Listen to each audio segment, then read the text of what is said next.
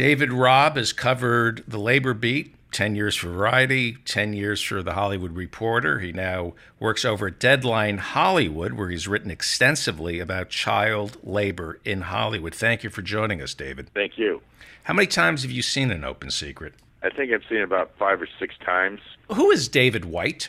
David White is the National Executive Director of the SAG-AFTRA, the Actors Union. Did he try to block An Open Secret from ever being seen by anybody? Well, he threatened to sue. Their lawyers, with his knowledge, threatened to sue the producers unless they took out all references to SAG-AFTRA, and the SAG-AFTRA Young Performers Committee, unless they took that out of their picture. There's an interview with Michael Hara in An Open Secret. He was a founder and chairman of the SAG-AFTRA Young Performers Committee. What was the responsibility of the Young Actors Committee? Ostensibly was to look after the interests of young performers and to look at issues affecting child actors in the entertainment industry. What was their primary concern? Would it be predators, sexual predators? No, their primary concern was wages and working conditions. The union its only real jurisdiction over child actors is when they're on the set. They don't cover child actors when they're at auditions and when they're with their managers and on publicity junkets. It's only on the set, and that's where SAG-AFTRA has its jurisdiction over child actors on the set. They don't really know if a child actor is being abused outside of the workplace. Unless it's on the set. Correct. That hardly ever happens. The abuse all takes place off the set. Michael Hara in the movie An Open Secret admits to being molested as a child, and then we are introduced to Joey, a child actor who, according to An Open Secret, was victimized by Michael Hara. Yes, Joey did a telephone conversation with Michael Hara, unbeknownst to Michael Hara, who was recording it, in which Michael Hara acknowledged that he had made unwanted advances towards Joey when he was a child actor. And that's in the movie. And again, Michael Hara was the founder and chairman of the Young Actors Committee set up by SAG-AFTRA to protect children. What was David White, the executive director of SAG-AFTRA, what was David White's reaction to this interview? Well, the interview was conducted at the offices of SAG-AFTRA. Within days after the interview, when all this stuff came out that Amy Berg, the director, had pulled out of Michael Hara during the interview, Michael Hara resigned from the Young Performers Committee, which he'd been on for something like over 30 years. And then when they screened the film in New York last year as part of the New York Documentary Film Festival, they had identified Michael Hara as a member of the Young Performers Committee, and their lawyers sent them letters saying, he's not a member of the Young Performers Committee anymore. He's no longer on the committee. And they wanted them to remove all references to SAG-AFTRA, and to the Young Performers Committees, as if they didn't even exist. They didn't want SAG and the union to even be mentioned in the film, and they threatened to sue them if they didn't remove the union from the picture. They threatened to sue. And what did David White tell the members of SAG-AFTRA about threatening to sue the producers of An Open Secret?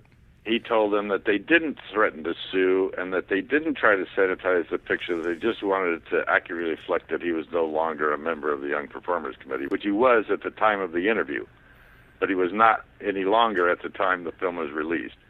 Have you spoken to David White, the executive director of SAG-AFTRA? No, he doesn't really give me interviews. So you've tried to contact him on this story? I contacted their spokesperson, Pam Greenwald. I shared with them everything I was going to be writing about what they tried to do to sanitize the picture and threaten a lawsuit, and then they took the information that I gave them and they gave it to the Hollywood Reporter. Oh, so they denied you your scoop? They tried to, yeah. It was really laughable. It was really duplicitous. 4:00 on that Thursday, they'd asked for more time to respond. I gave them till 7:30, and they finally gave me a statement. And then at 8:30, all the information that I told them about, not all, but a lot of it appeared an hour later on the Hollywood Reporter's website. Have they disciplined Michael Hara? Have they conducted an investigation into Michael Well, Hara? SAG does not investigate. They're not an investigative agency. They thought that this should have been taken to the police. The police, as far as I know, nobody's investigating Michael Hara, and all these things happened long ago, way past the statute of limitations. There's really nothing that can be or is going to be done. How complicit is SAG-AFTRA in all this? Well, SAG-AFTRA is not complicit in that they are aiding and abetting child molesters. They're just ineffective is the word I would use. There's really not much they can do and to stop it. Earlier this week on my show, I referred to an epidemic of pedophilia in Hollywood. You see the movie An Open Secret, it certainly suggests that. Corey Feldman says, as a child actor, there was a miasma of predators hanging above him. Is there an epidemic of pedophilia in Hollywood? Well, it depends on what an epidemic is.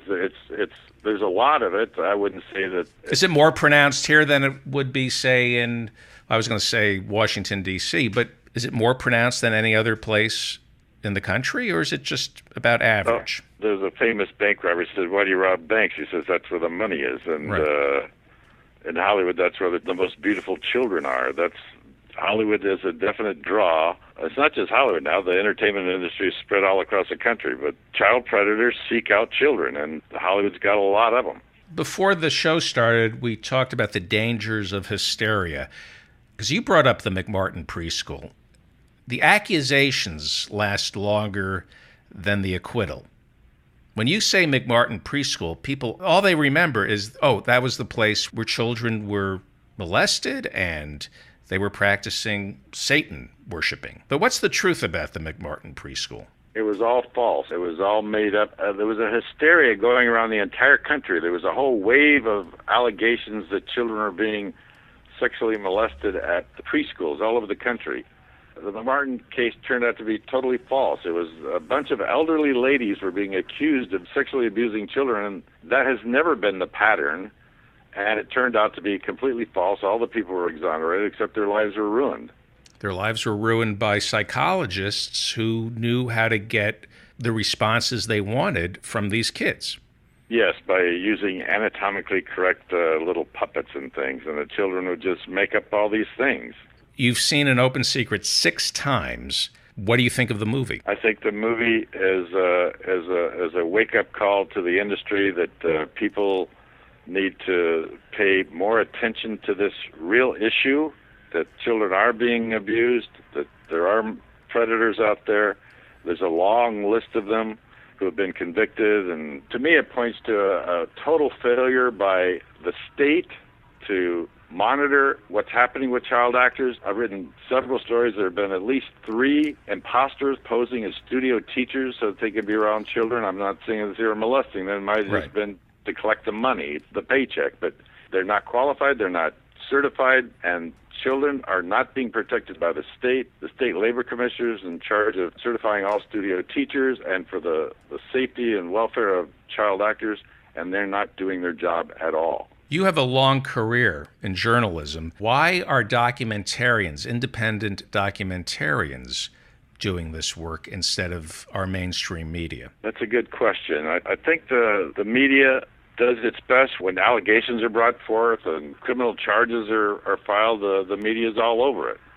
But the media hasn't really been able to get behind the scenes and find out what's going on, because oftentimes the parents of the children don't even know what's happening until years later, and the children don't come forth with the allegations until years later. And then it's very hard to prove. It becomes a he said, he said. Mm-hmm. Is Amy Berg, the director, practicing good journalism? Is An Open Secret good journalism? I think it is very good journalism. It doesn't pretend to be a newspaper, but as a documentary film, I think it's brilliant work. And I think it's just the tip of the iceberg. They focused on things that they could prove, and that they had people who would be willing to speak. It's just almost a bottomless pit. Yeah. David Robb.